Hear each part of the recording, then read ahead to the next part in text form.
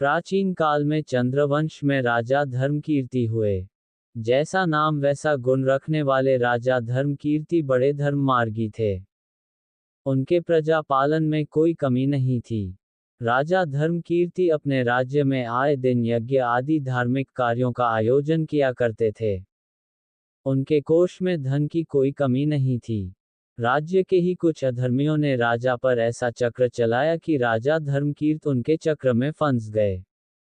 असल में ये अधर्मी आए दिन राजा से कहा करते थे कि यज्ञ आदि छोड़ो, मौज से जीवन जियो, इसमें क्या रखा है। धीरे धीरे राजा उनके प्रभाव में आ गए और उन अधर्मियों के संग ने राजा को धर्म मार्ग से ऐसा डिगा दिया कि राजा धर्मकीर्ति ने यज्ञ आदि सभी सत्कर्म बंद कर दिए। अधर्मियों के साथ रहते रहते राजा की पाप कर्मों से घृणा समाप्त हो गई और अंततः ऐसा हुआ कि राजा धर्मकीर्ति स्वयं अधर्म की राह पर चल पड़े। राजा का आचरण अधर्म मार्गी होने से प्रजा भी अधर्म की राह पर चल पड़ी। अनेक प्रकार के दुर्व्यसनों के शिकार हो चुके राजा धर्मकीर्ति एक दिन आखेट के समय अपनी सेना से बिछड़कर जंगल में भटक गए। भटकते भटकते राजा नर्मदा नदी के तट पर पहुंच गए और नदी में स्नान कर अपनी थकान दूर की। संध्या हो गई थी और अंधेरा होने लगा था।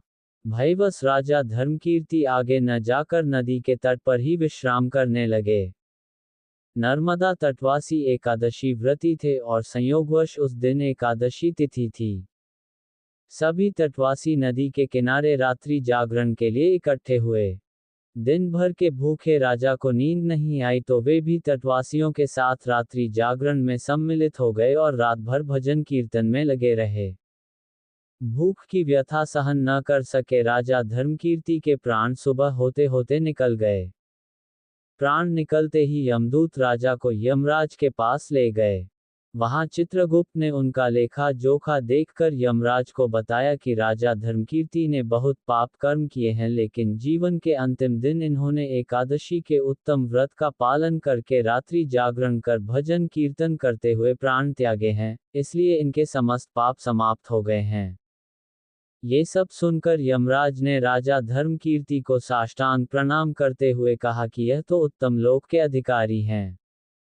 यमराज ने यमदूतों को सावधान करते हुए उन्हें बताया कि जो कोई एकादशी व्रती, भगवत पूजा में तत्पर, धर्मपरायण, गुरुजन सेवक, वर्णाश्रम उचित आचारनिष्ठ, मृत्युकाल में भजन कीर्तन में लगा रहने वाला, भगवत कथामृत सेवी, समस्त कर्मों को ईश्वर को अर्पण करने वाला, ब्राह्मण भक्त, सत्संगी और अतिथि सत्कार प्रेमी हो, वे सदैव उत्तम लोक के अधिकारी होते हैं।